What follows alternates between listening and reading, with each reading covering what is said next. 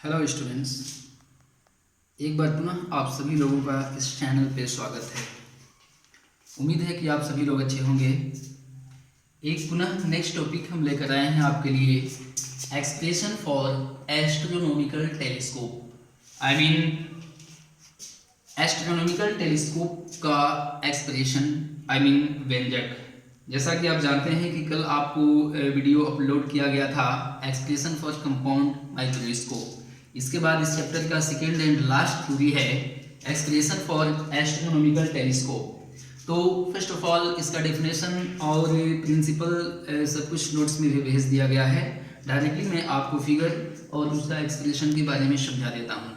So first of all हम figure की ओर ध्यान देते हैं। सबसे पहले इस एस्ट्रोनॉमिकल टेलीस्कोप में एक नली ले लेते हैं, एक सीधी नली हो गई जो मुख्य अक्ष का कार्य करता है। एक उत्तल लेंस ले लेते हैं, इसका प्रकाशीय केंद्र C1 ले लेते हैं। इसका नाम होता है O बोले तो ऑब्जेक्टिव लेंस, अभिदृश्यक लेंस। और दूसरा एक इससे छोटा लेंस ले लेते हैं, इसका नाम ले लेते हैं E, और इसका प्रकाशीय केंद्र C2 ले लिया जाता है।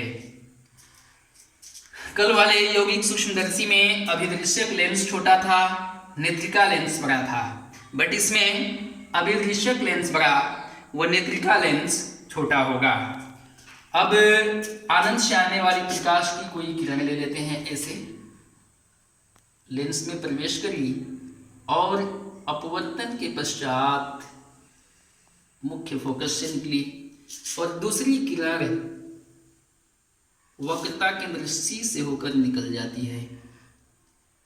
जहां इन दोनों का कटान बिंदु होता है, उसी बिंदु पर अनंत पे रखी वस्तु का प्रतिबिंब बन जाता है। इसका नाम ले लेते हैं A' और B'। अब यह बना हुआ प्रतिबिंब नेत्रिका लेंस के लिए वस्तु का कार्य करता है, जिसका अंतिम प्रतिबिंब इसी साइड में बन जाता है। इस प्रकार C2 से होकर यह निकल जाता है और दूसरी किरण जो होती है ऐसे होकर निकल जाती है। इसका नाम ले लेते हैं A', B'। यहाँ पर जो एंगल बनता है इसका नाम ले लेते हैं बीटा, और यहाँ पर एंगल जो बनता है ये हो जाता है अल्फा। इस बिना पर ये भी हो जाएगा आपका अल्फा। ये रे को दर्शा देते हैं हम लोग इस कदर। अब यहाँ और यहाँ इसका प्रतिबिंब बना है FO पे बनता है, इसकी फोकस पे बनता है विदृश्यक के, और यहाँ से यहाँ तक की दूरी हो गई UE। नेत्रिका के लिए ये वस्तु है, UE वस्तु दूरी हो गई। इसका अंतिम प्रतिबिंब स्पर्श दर्शन की न्यूनतम दूरी पर बनता है, इसका नाम होता है D। अब इस फिगर की सहायता से, इस फिगर को नॉर्मली आप लिख सकते हैं, इसका लिटरेचर यही लिख लेंगे नॉर्मली जो भी हो फिगर में, कि कह सकते हैं कि खगोलीय दूरदर्शी में दो उत्तल लेंस लगे रहते हैं। जो लेंस वस्तु की ओर होता है उसे अभिदृश्यक लेंस, तथा जो लेंस आंख की ओर होता है, नेत्र की ओर होता है, उसे नेत्रिका लेंस कहा जाता है। इसमें अभिदृश्यक लेंस की आकार व फोकस नेत्रिका लेंस की अपेक्षा बड़ा होता है। अनंत में रखी किसी वस्तु का प्रतिबिंब इन दोनों लेंसों अभिदृश्यक लेंस के उस दूसरे साइड में A', B' प्राप्त होता है, जो नेत्रिका के लिए वस्तु का कार्य करता है, जिसका अंतिम प्रतिबिंब A', B' प्राप्त हो जाता है, जो काल्पनिक व उल्टा होता है, वास्तविक व उल्टा होता है, और स्पर्श दर्शन की न्यूनतम दूरी पर बनता है। इसका मैग्नीफाइंग पावर, जैसा कि पीछे आप डेफिनेशन देखते आए हैं, इसको कह सकते हैं मैग्नीफाइंग पावर के लिए कि खगोलीय दूरदर्शी में ये प्रतिबिंब के द्वारा नेत्र पर बना कोण बीटा तथा वस्तु के द्वारा नेत्र पर बना कोण अल्फा के अनुपात को कोणीय आवर्धन या आवर्धन क्षमता कहते हैं, और इसे m द्वारा सूचित किया जाता है। आइए काम करते हैं। इसका आवर्धन क्षमता m is equal to, according to definition, beta upon alpha, beta upon alpha. चूंकि एंगल छोटा है इसलिए 10 से इसको डिस्प्लेसमेंट कर सकते हैं। m इज इक्वल टू हो जाएगा 10 beta upon 10 alpha. That's equation number first.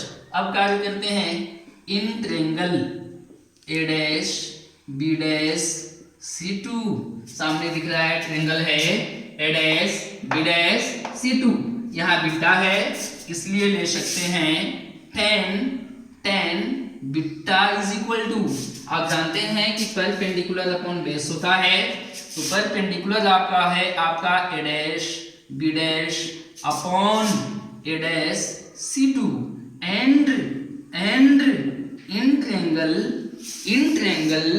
A dash B dash C1, in triangle A dash B dash C1, यहाँ अल्फा है इसलिए ले सकते हैं आप 10 अल्फा इज इक्वल टू, वही परपेंडिकुलर हो गया A dash B dash upon A dash C1, A dash C1।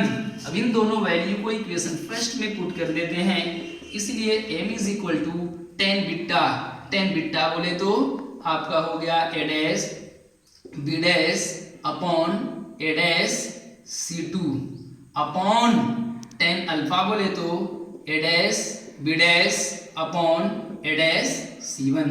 आपका A dash B dash cancel हो जाता है, इसलिए प्राप्त हो गया m इज इक्वल टू, ये ऊपर चला जाता है ए dash C1 upon A dash C2, A dash C1 upon A dash C2।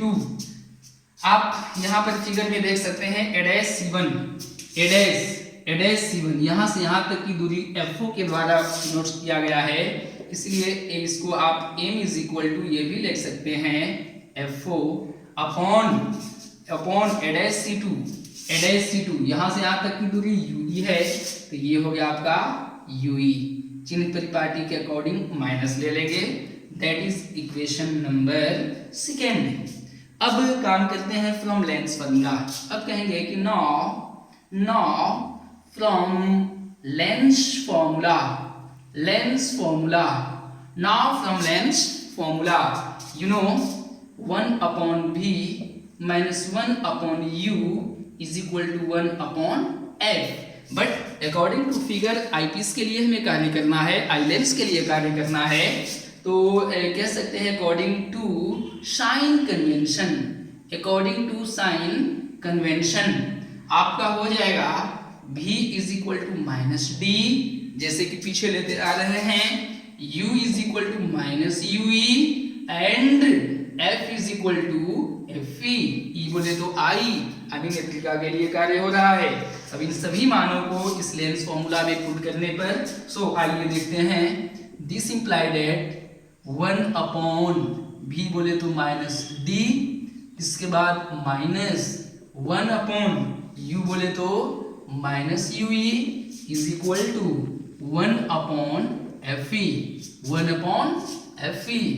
This implied at 1 minus 1 upon d plus minus और minus plus 1 upon ue is equal to 1 upon fe, this implied है दूसरे तरफ पक्षांतर इसको कर देते हैं, तो बच गया 1 upon ue is equal to 1 upon fe, दूसरे तरफ पक्षांतर कर देते हैं, माइनस हो जाता है plus 1 upon d, this implied है 1 upon ue is equal to, इन दोनों में से कॉमन मुझे लगता है कि आप 1 अपॉन fe ले सकते हैं, तो आपका बच क्या जाएगा 1 प्लस हो जाएगा आपका वैल्यू इसका 1 प्लस fe है तो हो जाएगा fe upon d।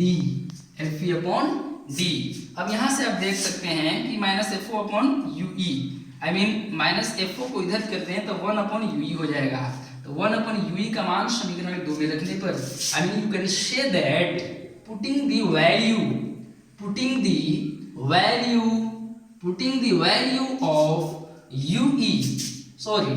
value of 1 upon ue in equation second we get get. तो हो जाएगा, आपको यहाँ सेकेंड को लेकर चलते हैं। m इज इक्वल टू -4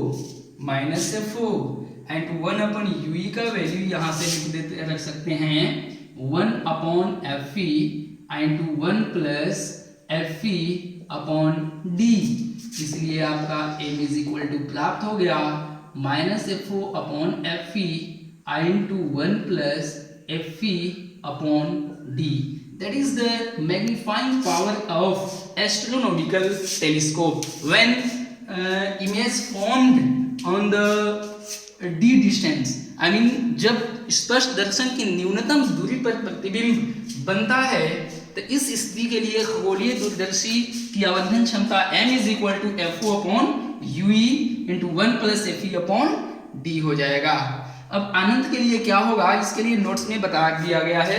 इस प्रकार आपका इस चैप्टर का सेवा समाप्त, ऑप्टिकल इंस्ट्रूमेंट की सेवा समाप्त। कल वाले चैप्टर में हम लोग पुनः कल वाले क्लास में हम लोग ये हाइगेंस प्रिंसिपल एंड इंटरफेरेंस की बातें करेंगे। और जो कभी कोई प्रॉब्लम आपको क्रिएट हो तो आप ऑनलाइन पूछ सकते हैं। That's all.